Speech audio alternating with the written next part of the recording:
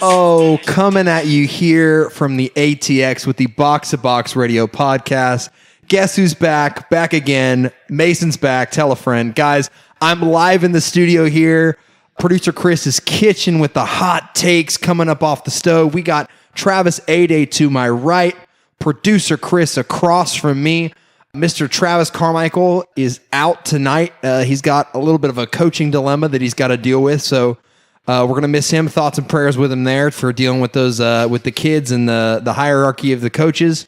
I know it can be stressful this kind of year, but guys, feels good to be back live in the studio. I know I did the Skype one last week on the Friday episode, but I'm back in the flesh. Yeah, it's good to have you back. This is my first episode with you in person. Oh, yeah. It's true. It's going to be interesting bouncing ideas off each other in person. That was the thing that I struggle with because it's hard.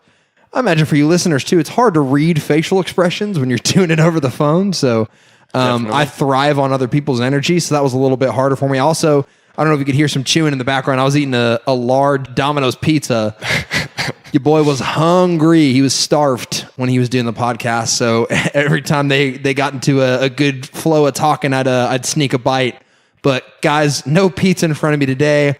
We're back at it. It's lovely to be here in good old Round Rock, Texas. How are we feeling this week, boys? Feeling good. A lot of great games to talk about, and I'm excited. Ooh, yeah, really great games. Really, really great games. I'm wearing blue right now. I'm wearing blue. For those of you guys at home, Travis A-Day is wearing some kind of men's soccer. It's my conference. Oh, it's conference championship shirt with. No, this is a conference tournament shirt. Oh, not the. But they beat Southwestern. Not the back-to-back ASC championship. Yes, we did beat Southwestern in the first round of the NCAA's. That is correct. Whatever. We got the at-large bid, and then we were minnows against UMHB. But pitched a shutout on Travis A-Day on a cold wet night in San Antonio, which is the Stoke of Texas. If you're not familiar. Yeah, anyone that he beat, please still listen to the show. Oh yeah, we're sorry about that. My alma mater, Southwestern University, go Pirates. We love you guys. We know we've been seeing some good things now the past couple seasons from you guys, and I'm excited for the fall. So for those of you at home, Travis A-Day, is wearing his ASC men's soccer t-shirt. We got producer Chris in his Chelsea jersey, and producer Chris, who's the player on the back of that jersey? Give us a little taste for that. Essien. Michael Essien on the back of throwback. It's on this year's jersey, which is a bold move from producer Chris. I love it. And then, of course, I couldn't wear anything else today, guys. I had to wear... You had no choice. I had no choice at all. I had to wear my Liverpool red jersey that they wore, same exact kit they wore on Tuesday night when they mopped the floor with Barcelona. But, guys, that's just a little taste for you. That's an appetizer of what we're going to get into in the show. Because, guys... On the show, we got UCL review. We got Europa League review. But what I want to get started with, guys, is we're going to come a little bit closer to home. We had a big week in MLS. It was the deadline day. We're not going to really go over a lot of the results. I really want to talk about the big news stories here this week at home. So, guys, deadline day, we had a bunch of transfers. And then I want to start with the coaching changes. So, have you guys ever heard this old adage, bad things come in threes? So I heard this growing up. I've been hearing it a lot lately. Bad things always come in threes. It's a pattern of three. So last week you had Anthony Hudson get fired from the Colorado Rapids. This week you had Alan Koch get fired from FC Cincinnati. And then today, Brad Friedel got fired, finally, from the New England Revolution. So guys, bad things come in threes. I just want to hear or good things. It depends on who you're looking at it from. If you're a Revs fan, congratulations. One down, one to go. Mike Burns, they're gunning for you. Probably not though, to be sadly honest. But A-Day, big MLS guy. You know what went wrong here? Yeah. Two of these coaches were fired for a specific reason. The other one, they kind of left it a little bit more ambiguous. But walk us through what happened here. Yeah, so a lot like a few weeks ago, Anthony Hudson got let go after his controversial comments in a post-game interview. The same thing with Alan Koch. He basically had called out ownership, not directly saying that he didn't have the personnel to succeed in this league. He went on a bit complaining that Cincinnati didn't have enough time to prepare for the MLS season when you look at it compared to like in Atlanta or in LAFC, other expansion teams that have come in recently. So fresh off a USL championship, you would think that that they would have. Well, they didn't win the champ. They won the Supporter Shield.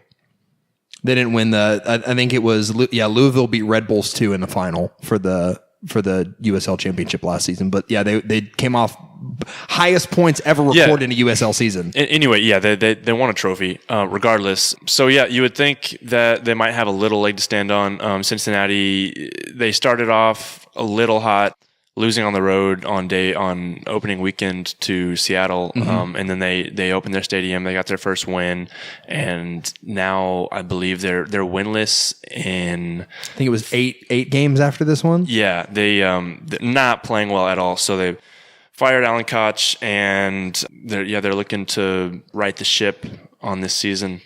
Yeah, and I think that a little bit what Chris and I were talking about before the pod started today was it's this pattern of coaches coming out, which is what Hudson and Koch did, and saying, hey, ownership, we don't have the talent that we need to compete at this high of a level. And being honest in the media and saying this, which might not be the best place for them to say it because it's a public call out. And if you embarrass your ownership, you're probably going to get hacked anyway. But another thing that is a really interesting mind frame, and Chris, I want to hear your input on this. Being a leader, being the guy that kind of makes the show tick and run for us, do you think that giving opinions like this publicly about saying you don't have good enough players, would that be a slap in the face if I were to come on the pod one day and say, hey, I don't think our producer's good enough, which is why our show doesn't have enough listeners. Like, would you let me come back on the pod, or would that be done right after that? We would definitely have some words. we would definitely have some good words. I mean, it would be worse than our first away leg. My gosh. It would be pretty bad. I mean, at each other. Here's the thing is, one, they are the owners, right? And it's not in the MLS. MLS. In MLS, forgive me. Jeez. Forgive me. In MLS, the league has multiple owners, and they are all looking for their $150 million investment. They're all trying to protect it, right? So if I, were like, hey, guess what, guys?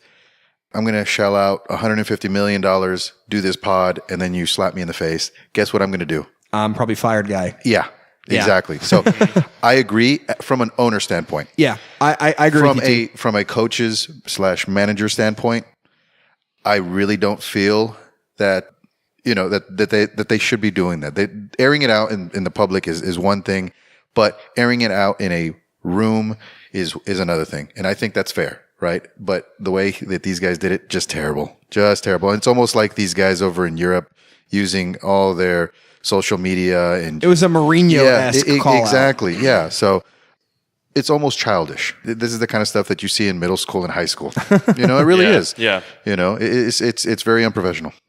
And like I said about Hudson, these are the type of things that you say in a meeting behind closed doors. I agree. With the owners, with no cameras, no reporters, obviously in the room. This is not the type of thing that you say publicly. You cannot call out the owners that are obviously shelling out tons of cash. You cannot call them out publicly in this forum. Yeah, and expect to stay on your feet. Yeah, I agree. And the other thing I thought about a lot, which when I heard these comments was, coaches like Anthony Hudson have an international pedigree. Alan Koch just got a taste of MLS experience. Maybe these guys knew they were on the out anyway, right? Maybe they knew that they were getting axed here pretty soon. So why not come out into the media and basically have a public claim for yourself? Like, hey, I'm a good manager. This wasn't my fault. The owner didn't spend enough money to, which if you're Alan Koch, maybe. But maybe. As pointed out by the analysts on MLSsoccer.com, like he got to hand pick his team. He got to have full say in making that roster. Right. He chose the guys from USL to bring up. He got to pick his players that he wanted to bring in, whether it was the expansion draft or the actual MLS draft or the overseas signings or the trades. Like, he got a hand in all of that. So for him to come out and say that it was the owner's fault, I think was a little bit two-faced. And then Anthony Hudson, come on, man. How much money has this team spent over the years on signings that you wanted to bring in? He brought in two championship-level defenders. He brought in a championship holding midfielder, which, by the way, a good rule of thumb, championship players, unless you're Johnny Russell, don't really play very well in MLS. So I think they're really making excuses for themselves here. I agree with both of the firings, and I really, really agree with the Brad Friedel firing. Guys, his record was 2-8-2 in the season. He's had 2 wins all year. he said that a great result for his team was the 4-4 draw they got in Kansas City last 2 weeks ago. And then they, of course, last night they come out and get shelled 5-0. He said that in Chicago. He said that was yes. the best This man should have lost his job about a month ago. that's being conservative. That's wild considering he came. Didn't he play for Tottenham? Yeah, he played for Tottenham. That's what I'm saying. So he comes from one of the most criticized leagues in the world. Exactly. So for him to say that, that's really soft. And every game he comes out, my players don't have enough culture. My players don't have enough heart. They don't run hard enough, right? But it comes at the end of the day, it comes down to like, look, even if you have a talent deficit, there's ways to win in this league with a talent deficit. Look at teams like FC Dallas. Look at the Rapids in 2016. They almost won the Supporter Shield with what I would say is a talent deficit. It's just figuring out a smart system to play and a way, again, to make your system better than the players. Exactly. And this is why I say that, especially for expansion sides, it is crucial to have somebody in the back room. It doesn't have to be the head coach, but definitely at least the GM or the owner or a high-level assistant. They need to have somebody on the coaching staff that knows MLS very well, because this is a very hard league to navigate. And we've seen teams that do it right, like LAFC and Atlanta the first 2 years. And then there's Minnesota. Yeah, and then there's also there's Minnesota. So it's there's two sides to it, and I definitely think that you have to have somebody that knows the league well and knows the structure. So, going to that, that's perfect, because you compare the leagues and different types of sports. You have the NBA, you have the NFL, and these organizations have been around for a very long time. You have teams like the Spurs, that do an amazing job from an organizational standpoint. The Robert Kraft, unfortunately, he's got his own issues, but his team as an organization does a really good job. But now he owns the New England Revolution. Yes, and they're the ones that just fired Bradford. But that's the thing, and I was actually going to get back to that. The MLS has only been around for so long. The other leagues have been around for a lot longer, and they've been able to establish a way of doing things. And MLS doesn't really have a way of doing things the right way. They're new. I mean, it's like going through any growing pains that anybody else goes through, right? The leagues in Europe, they've been around for over 100 years? Yeah, but I think we're making excuses at this point. I especially get that. Robert Kraft has been around since 96, right? He's been around in the league for over 20 years, like 2 decades in MLS. He's had time to figure it out. He's just unwilling to spend money. But it's just now really taking off. The sport is. That's fair. So I agree. For them to be able to manage this, it's extremely difficult. So I think that with everything that goes on in the sport, I think that they're just going through a lot of growing pains with the expansion they're getting right now. Yeah, and I think Sam Stagecool with The Athletic wrote a really, really good article about this, about the expansion projects in MLS aren't in Miami and Nashville. They're teams like Dallas, Houston, and Chicago, teams that have been in the league for a long time, that are having to play catch up because you're having these ownership groups come in. You're having this multimedia marketing and this basically blast to get in these big name players to grow your club and to grow the popularity of it, that these older original teams like Columbus, Chicago, New England, like they're going to get left behind. So they need to figure out a way to dig themselves out of that hole. And I think it's right. Like the league is evolving so much that, just a couple of years ago, the fee to enter the league was around $50 million. Now it's triple that. It's $150 million to enter MLS now. Expansion's going to at least 30 teams. We know that. Don Garber came out and said stuff about that. So, guys, I think this is you got 2 older clubs in the Rapids in New England, and then, of course, the expansion side. Alan Koch got 11 games in MLS, and there's something to be said about maybe not going with the sentimental value of a USL hire and bringing them up into the league because, again, as Ade said, it's very, very different. So, guys, a lot of other news happening around the league as well. We had some deadline day transfers, guys. Deadline day in MLS was, of course, at 11:59 p.m. Central Time on Tuesday. And so we had a lot of moves go on. Some of the most notable ones, David Accam to Columbus, which is, I think, a great move because, of course, we know they got rid of Justin Meram. They sent him over to Atlanta. They also loaned Lalas Abubakar out to the Colorado Rapids and then brought in David Guzman from Portland, which Guzman to Portland freed up a little bit of room for them to bring in Brian Fernandez, which I think is a great move for them. Definitely. Of course, other moves from Colorado. They brought in Jonathan Lewis from NYCFC. They brought in Watu Baye from Kansas City and a part of a swap deal with sending Benny Feilhaber back home to Kansas City. He himself has come out and said this is the best 5 years of his career. was him playing in Kansas City. Am I missing any? Oh, yeah, Jovan Jones back to Seattle, as well as Arriaga, center back from Ecuador, over to Seattle as well, probably to bridge the gap with the aging Roman Torres and Chad Marshall there. So great moves. Guys, I want to know from you, which teams won this transfer market and which signings are you most excited about? May I ask a question real quick? Yeah, of course. MLS. Yep. Are they able to pick from anywhere in the world? Oh, or yeah. is there, I mean, I don't know what the rules are. So as far as transfers go, your transfer window only affects you being able to bring in players. It doesn't affect your ability to take players from other teams. So let's say in the Premier League, the transfer window ends at the end of January, right? Yeah. In the winter. They can still sell players. They just can't buy players. So MLS can buy internationally around the world. Like, in fact, Brian Fernandez, the guy Portland just signed, came from Necaxa in the Mexican League, in Liga MX. So, Trav, I'm going to throw this one over to you. Which team won the transfer window? I think Portland. They're bringing in Brian Fernandez. They are playing 17 of their last 22 matches at home, Which we saw with DC helps a lot. Yes, and I think it'll be a lot of the same dynamic. He's going to come in and revitalize the club in their new renovated stadium. He had 9 goals in 12 appearances in the Clausura as a winger, those are good numbers. Yeah, so 24 as well. Pretty young guy. Yeah, he's a young guy. He does have a bit of a bumpy past, but I think he will prove to be a good signing for Portland, and he will help them to climb back up the table. Okay, where does Portland finish in the table now? I think they're definitely top 3. Top 3, really? Well, no, I think that back. the LAs and Seattle got them beat. And then maybe Houston. It kills me to say it, but Houston's looked really good this year. Yeah, Houston has looked good. Right now, Portland, they're sitting in 9th. Yeah. So just 2 spots off from playoff line. So I think, I take back top 3. Definitely, I think playoff team. Definitely a playoff team. Maybe they can squeak into 6 or 5 or 6. Yeah, I think at their ceiling, if they reach the peak this season, they're probably a 4th seed. At their worst, maybe Brian Fernandez comes in here and undoes the puzzle that they've been working on, and you spend that much money on a guy, you can't sit him on a bench right after you buy him, so you got to play him. So hopefully he's ends up being a good signing and slots it on the wing. I hope he goes on the wing because Jeremy Ababasi's been playing pretty well for them the past couple games. So Portland, Chris, I'm not going to make you answer this question, son, unless you really want to. Anyone from Austin FC? Yeah. Oh my gosh. Have we signed?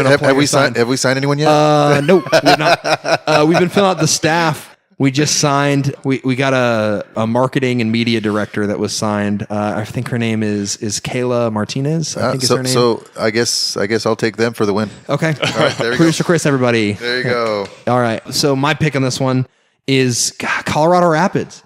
They lose their biggest outgoing was Anthony Hudson. I think because he kind of was a guy that you wanted to get rid of. It didn't seem like he had control of his team. It didn't seem like his players wanted to play for him.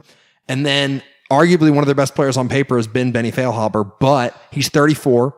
They're trying to build this team and get them ready, maybe not for this season, but next season, because you have a pretty young core if you look at the guys they have now. I mean, Kai Kamara's 35, but he's your veteran presence on the team. And then other than that, you got some younger guys in midfield with Cole Bassett and Kellen Acosta. So they get rid of a 34-year-old guy who said that he didn't put in a transfer request, but he wanted to go. When he heard Kansas City was interested, he wanted to go, which he gets to be reunited with Peter Vermees, and it's a good system there for him because he fills in a lot of gaps with injuries. But you look at the players that Colorado got in. Jonathan Lewis, criminally given not as much play time as he deserved. I think Matt Doyle is the biggest stan of Jonathan Lewis I've ever seen, but I really like Jonathan Lewis as well. He'll definitely start on this team. And then you look at the center back. Center back has been the biggest issue for Colorado this season. They've looked slow. They've looked bereft of ideas. So you bring in an MLS caliber player that was behind 3 guys on the depth chart in Columbus who probably have the best defense in the East, and Lalas Abubakar on loan, which hopefully they can make that deal permanent if he plays pretty well for that team. And then a guy that in his couple appearances for Kansas City has looked really good, and Ratsubaye, he's been great. I thought that he's very calm on the ball, a great passer, really quick, got good recovery speed and good in the air. So I think you start him and Abubakar as your center back tandem. You get Rosenberry on the right, Sam Vines on the left with Timmy Howard in goal. Although one man's opinion, I would I think Howard's past it, which I saw on Twitter. Someone made the point. Colorado Rapids just fired their coach. They got rid of one of their best players, and their marquee goalkeeper, highest paid player, captain, 3 days away from game time is in studio talking about the Champions League, which says a lot about the way that club is run. So I would love to see Clint Irwin get some time in the sticks. And I know this is Timmy's last season here, but I think they'd be better for it. I've always been a fan of Clint Irwin. He had some success in the league with Toronto. And yeah, I think it's time to change the guard in that respect. Yeah, I agree. So guys, that's a lot of the MLS action we've been talking about. I know a lot of our listeners, maybe MLS is a little bit new to you guys, especially if you're in the Austin area. Maybe you're starting to follow some teams now. We're here to give you all the info you want about MLS, guys. We understand that it might not be as popular to y'all as it is to us because we grew up around it and we love it so much. But hey, we're trying to convert some fans because we want to grow this game in the country. Producer Chris is getting on the bandwagon as well, jumping on the MLS train. Chris, if you had to pick a team right now that you support, not Austin FC, right now that you like, that you've watched play this season, who would it be? Because I don't want to hurt anybody's feelings. Okay. FC Dallas. Oh my God, Producer Chris. Did I get to somebody's heart? He's pandering. He's pandering, folks. Wildly pandering. He could be a political candidate. That's what PC stands for. Political candidate. Also, PC stands for Praise Chelsea. Guys, Europa League. The two games. Arsenal, of course, winning that leg 2-1 in Valencia. Aubameyang with the brace. They go through.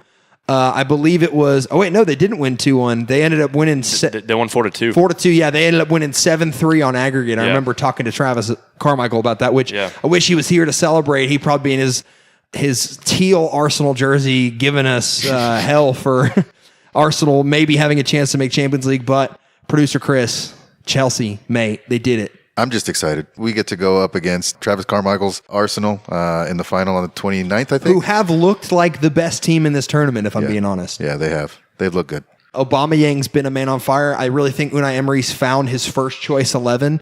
But the thing for Arsenal they got to balance is, look, they got a chance in the Premier League to secure, it's a long shot. They need to make up an 8-goal differential to jump Tottenham, and they need Tottenham to lose as well, and they got to win to get a Champions League spot there. So you got to balance that with the fact that in reality, this Europa League final is your best chance probably to win a trophy, and to your only chance to win a trophy if you're Arsenal, and to get that coveted Champions League spot. So producer Chris, we saw the game with Chelsea today, how it was a nail biter. It was a hard fought win that went to penalty kicks over Eintracht Frankfurt. How do you think they're going to handle Arsenal in the final?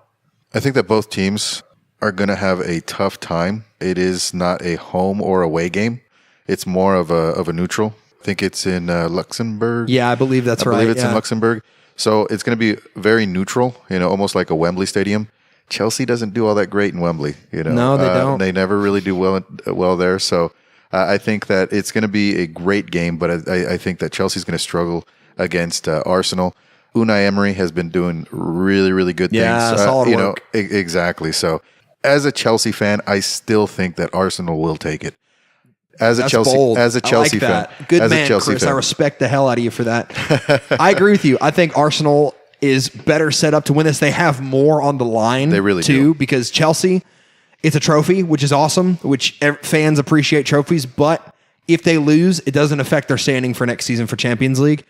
If you're Arsenal, you have to win. You have to win this game, especially Emery has, like I said, he's found his core group of players in that 3-5-2 that they play with Lacazette and Aubameyang up front. I think if you are Arsenal, you have to give this everything.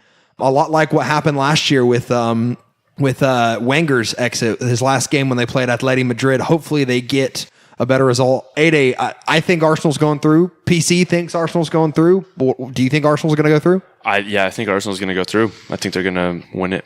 Yeah, guys, you heard it here first. All of us are thinking Arsenal for the final. Chris looks like he's about to kill me. No, thank God. No, I was going to say thank God that. We don't want to hear that. Travis Carmichael's not here. He'd be screaming, whooping, and hollering, which I feel like I'm about to get there. Fist bumps and everything. Yeah. Well, just wait till the next segment. No, wait till he listens to it. He's probably going to just text us like crazy. Yeah, you'll probably hear him screaming. If you live in Austin, it's probably going to be a 45-mile radius of his cheers. He's a loud individual. Yeah. Well, the cool thing about this, the Europa and the Champions League, and it's all English. All English. First time in history. First time ever. That all 4 finalists are from the same country. Yeah. And it's England. And I don't have social media, but I do use the social media that we have. There you go. And it's been pretty cool watching all this stuff, and everyone's like, oh, yeah, first time this, first time that. But the one thing that did kind of stand out to me was the fact that, there was this one comment. It said, EPL, best league in the world. And it kind of shows it now that right now this year, I mean, we don't know what it'll look like next year or the following years, but right now this year, best league in the world. Yeah, and I think Definitely. it's kind of a good praise for the Premier League too, because you had a bunch of people that I saw that I've interacted with say that, okay, well, the Premier League is garbage, like overrated. You don't really have talented players. They just kick each other. It's super physical. Like, it's not the best league in the world. And now you have actual proof that the Premier League is not messing around. Like, you had, even if you look at the semifinalists, you had, or the quarterfinalists, excuse me, you had 6 English teams in the quarterfinals, which is ridiculous. Yeah, that was incredible. Every English team eligible for a quarterfinal made it. But they've put a lot of money into this. I mean, I agree. The TV rights, the players, the coaches, everything, they have brought in the best. I mean, you have Pep, Klopp, Pochettino all coaching in the same league. That's a big deal. That is huge. And then guys like, you look at Emery when he was at PSG, he was the marquee coach in the league, and now he's probably 4th or 5th best coach in the Premier League right now. He is, yeah. 4th or 5th best manager. Like, it's ridiculous to me. Yeah. It's incredible to see. It was pretty cool. Yeah, guys. So, Europa League, we're all in agreement. I think, Chris, I know it kills him to say that Chelsea are going to lose, but Arsenal, man, they look like a freight train coming, especially with that impressive away performance at Valencia, going out and taking it to them. Speaking of impressive performances, lads. This Champions. What were you saying? Sorry. this might have been my favorite game in a very long time to watch. This is my favorite since Istanbul in 2005 with Liverpool, where they mounted a 3-0 comeback. Oh, yeah. I was texting you that. Yeah, he I was, said- yeah. I texted you that. I said, this is the second best Liverpool game other than that Champions League Yeah, a game. lot of expletives in the Mason Carmichael household during that game. A lot of colorful F words, and you kids put your imagination to it. But guys, Liverpool, I called it. I called it on this podcast that they would overcome Barcelona, that they would beat Barcelona. They did it at home 4-0 with a Genie Wijnaldum sandwich by 2 Divock Origi pieces of bread, the unlikeliest of heroes, the Genie in the bottle, and Divock the Rock Origi. Guys, this was phenomenal. It was an all-around team performance. The cop was getting into it. The atmosphere was electric, and Barcelona could not be bothered. They looked scared and apathetic. So, yeah, this game, incredible. I think the last pod, I said that even if Liverpool were to get 3, that Barcelona would surely get 1. Hater. No. Shun the non-believer. I am not a hater. And I believe I looked Travis in the eyes across the table, and I said that I hoped he was right. That's a Travis connection. Because he called the comeback, and I told him I hoped he was right. One, I'm probably one of the biggest haters of Lionel Messi that I know. I heard. So, Wait. You're with me? Yes. Oh, God, I hate you there we guys. go. Yes. Y'all are idiots. I cannot stand Lionel Messi. Team Messi till I die. cannot stand the way that Barcelona plays. But Team he Salah. is a great player, right? Yeah, he is. There's he something is a about fantastic it. Yeah. player, but I don't think that he is the best in the world. He's a very good player, but yeah, Liverpool. They came out, they scored early, they did what they needed to do, and then took the lead into halftime. They were solid in the back. Van Dijk had a massive day. Virgil. Van Dijk, a massive day again, and so did Alisson. And then, they attacked the double from Wijnaldum there in the 54th and 56th minute. And then... Did you hear, by the way, what Klopp told him? No, I didn't. So after the game, they're interviewing Wijnaldum, and they said, what did you eat today? Like, what was the ritual that you did before the game? He said, well, I was very upset that I didn't get to start the game. I was very mad that I wasn't selected, but Robbo got injured, had to come off at halftime, so Kloppo put his arm around me and said, go show them that you're our secret weapon. And boom, 2 goals in 2 minutes. Incredible. Insane. And then Origi iced it 79th minute with the game winner. Was that on purpose? From Alexander, was that planned? Sorry, no, was that planned or was that spur of the moment? It definitely it was not a planned set piece, but vision He must have a 99 on FIFA. of a 20-year-old. Yes. That guy's insane. You can definitely tell that he's a center midfielder by That was trade. incredible. He took a few steps away from the ball. It looked like someone else was going to come take it. Shaqiri was coming over. He was going to come take it. And then he sprinted back, He sprinted back, whipped it in, low on the ground, and Divock Origi, what a finish. Yeah, what a finish. Back post, top shelf. That's what impressed me about this game is like, you see Origi, right? Origi, the guy that Salah, concussion symptoms, probably going to be back this weekend. Firmino, they're saying, is out to the end of the season. They needed a guy to step in and fill the role, and I like Sturridge. He doesn't hustle as hard in the system as I'd like him to. He's kind of a late game guy to bring on to hold the ball up and get you a goal. Origi was phenomenal in this game. He looked amazing. He was fantastic, yes. If Gini Wijnaldum didn't have the performance he had, he would have been my man of the match, Origi, but I think I'm going to give it to Wijnaldum. Guys, this Liverpool team is, oh my gosh, they're unreal. And this goes to prove work rate will get you further than anything else in the game of soccer. Liverpool, they came out, they played with passion, and the support at Anfield was incredible that day. And they did exactly what they had to do. Everything fell right for them, and they took down Giants and overcame a 3-goal deficit. I'm not a Liverpool fan, but I am rooting for him in the final. Yeah, me too. I really am. But here's the one thing. Klopp probably just said like a few words. He said, "Go play." And they did. I mean, there's nothing. Yeah, he said that he rounded them up in the dressing room before the game, and basically was like, "You are more talented than this team that you are playing. Go out and show them that you can win." Yeah, and I know that you're going to win this game. There was no 5, 10, 15-minute speech. Also, if you haven't heard his post-game press conference, little soundbite that he dropped there, I'm not going to say it on the show because I'll get fined, but all the kids went to bed, and so he used some colorful language.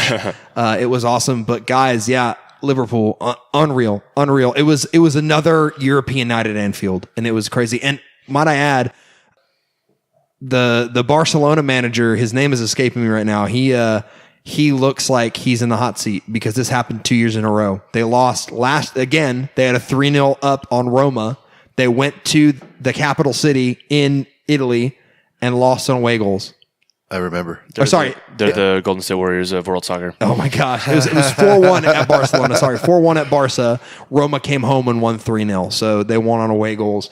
Incredible. So there's questions to be asked of this Barca team. This is, again, the same team that 2 years ago did this to PSG. So it's a lot of questions to be asked. How much of an overhaul do you need of this aging squad? Do you need to bring in some young talent? So a lot to keep your eyes on there. But guys, we've talked about the biggest upset. Let's go to, we thought it couldn't be matched.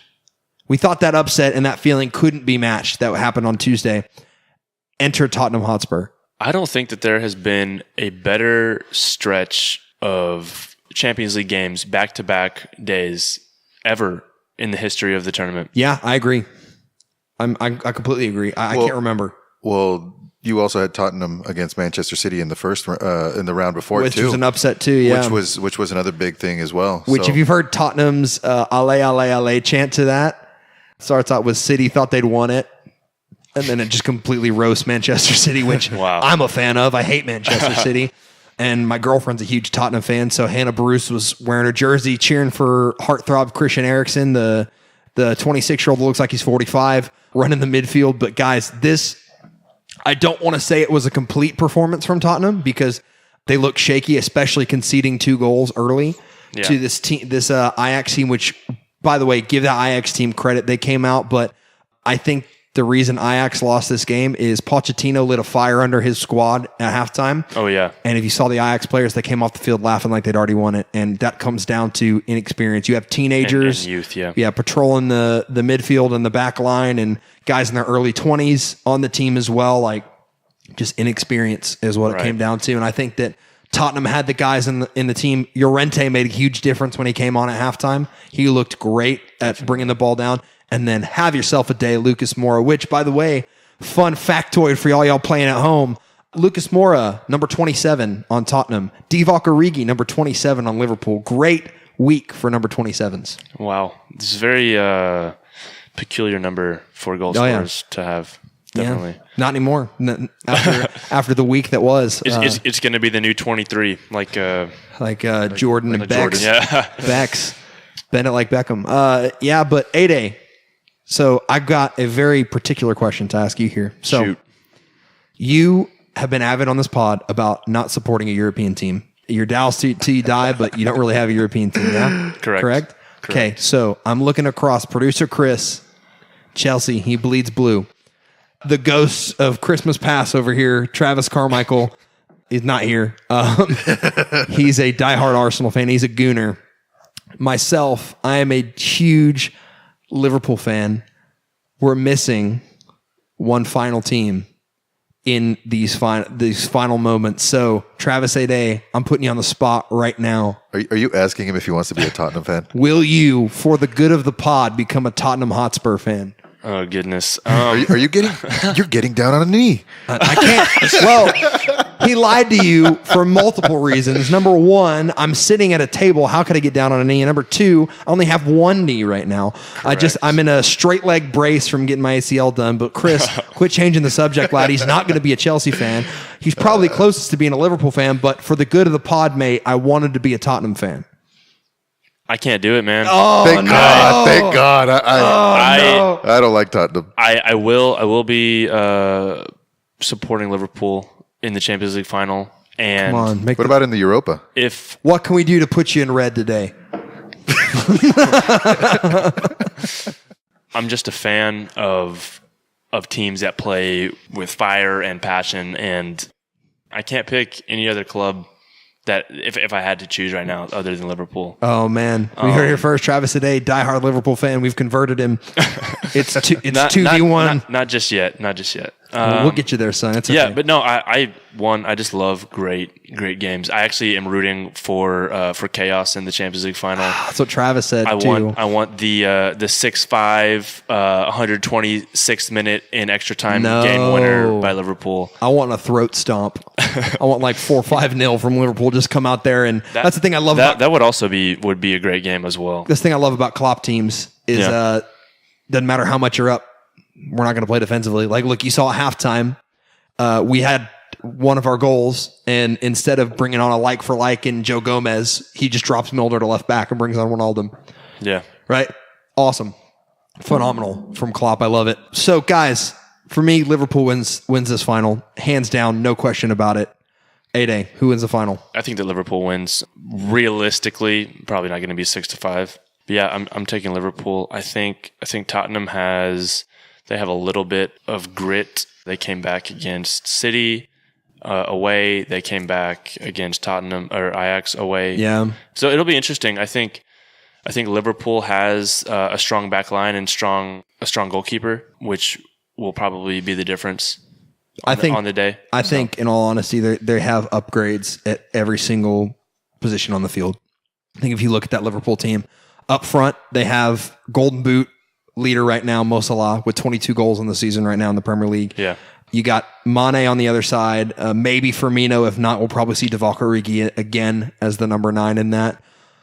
In the midfield, you got Fabinho, who looked like a men against boys out there. He's shaking out his shorts after that game to see if Busquets is still in his pocket. But he was phenomenal. Wijnaldum, Henderson, Milner. Milner again can fill in at left back if Robbo's not good to go. And of course, the back line's just phenomenal too. So I really do think the Liverpool team is going to take this one. Chris, what about you, son? I just don't like Tottenham. I just don't like Tottenham. Oh, fair enough. Yeah, Shout out. But I texted you the other day. I think it was yesterday. I think I texted you. I was like, regardless, I'm in the Champions League. I'm going Liverpool. I'm going Liverpool. Yeah. I don't understand how people hate Liverpool. It just doesn't make sense to me. And I think, I think it's just the culture of the team. It's really hard to not like. Yeah, they're like. I think Jurgen Klopp is the most likable manager in the entire world. Like, I've gotten arguments with Moses about him and Pep, saying that Pep is more likable. But come on, man, come on. If you've ever seen Steve Kerr in his post press conferences for the Golden State Warriors, there's videos quoted Jurgen Klopp. There's videos on YouTube where Pep just looks like a jerk. Yeah, he really does. I mean, Klopp, he just looks like the guy that you would really like to hang out with. Go have a beer with, right? Exactly. Yeah. That smile of his. Oh, man. Yeah, he's I could probably just look at his smile and just kind of enjoy it. As a player, I think that I would rather play for Klopp. For sure. Than Pep. Oh, yeah. Oh, definitely. I heard one time, it was early in his tenure, they lost at Anfield and he grabbed his backpack. It was dead of winter, walked home from the stadium after the loss.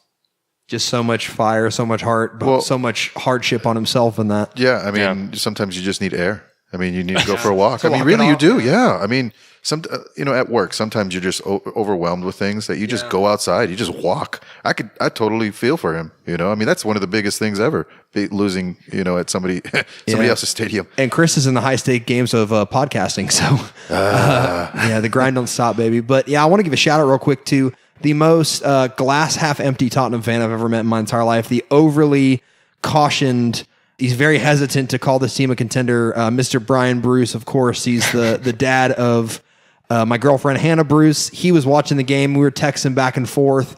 Couldn't believe that Lucas Moura scored that last gap goal, and he's looking forward. Him and I believe we're gonna be watching that game together. Hopefully I don't hurt my reputation with him too bad if Liverpool wins, but let's see what happens. So Mr. Brian Bruce, shout out to you. You're awesome. Thanks so much for listening to the pod. He tweeted about us the other day as well. He liked A-Day's shout out to the Scottish League. Oh, nice. Also want to give a shout out to Wayne Hammer. He's an FC Dallas fan and also the host of the Dallas Hammers talk show in Dallas area about West Ham, diehard West Ham fan. He's a guy that at FC Dallas games used to wear the horns. He's also going to be the color commentator play-by-play guy for the Denton Diablos. That's awesome. Yeah. Wayne McMullen is his name. So shout out to Wayne for listening to the pod and getting the good word spread. I can't wait to hear you live with the Diablos. I'm excited about that. Grew up near the Denton area, so really excited for another soccer team. And of course, Chad Rakeshaw, the coach of the Diablos, he coached against my high school team when we played them in playoffs. So he won a state title with Coppell in 2011 and 2017. So congratulations to Chad as well. Yeah, guys, I think that we're kind of wrapping up here, getting to the end of our broadcast. I just want to say thank you to everybody. I want to thank my crew here, the guys that made the show go on even when I was out. You guys, if you don't know me, I'm super stressed about when I'm not able to be there and help out. I feel like I'm letting the team down, but these guys absolutely killed it in my absence. Shout out to Travis for being a great host. Shout out to Chris for jumping on the mic, A-Day coming in, and of course to Darth for being a great guest for us. I was sad I couldn't be here in person with him, but he's my dad. I grew up with him, whatever, it happens. But guys, thank y'all very much. From the bottom of my heart, you've made this injury rehab a breeze because I knew this podcast was in phenomenal hands. So thank you guys very much for that. Really appreciate it. Yeah, of course, man. I love you. Oh my gosh. Yeah, didn't know if Is it getting hot? Is it getting hot? Is it getting hot in here? Good Lord. But guys, I think it was a good place to end. Of course, we're coming at you on all your favorite streaming services. We're on Stitcher, Spotify, iTunes, and Google Play. Working on getting up and running on Pandora and SoundCloud as well. Guys, we want to hear questions from you in our mailbag. We love that you're tweeting at us saying that you enjoy the show. We'll give you shout outs for that. But guys, we want to hear your questions. We want your opinions about what's going on in the world of soccer. We want to be able to talk about that and either answer your question or make you mad that we didn't. So please get at us. Our Twitter is B_B_radio. Facebook is, of course, easy to find, Box to Box Radio. Instagram is box_radio. And our email, best way to get at us always is 90min@boxtoboxradio.com. Guys, I've been Mason Carmichael. We got producer Chris, Travis A-Day, and missing Travis Carmichael today. We love you guys. Have a great week.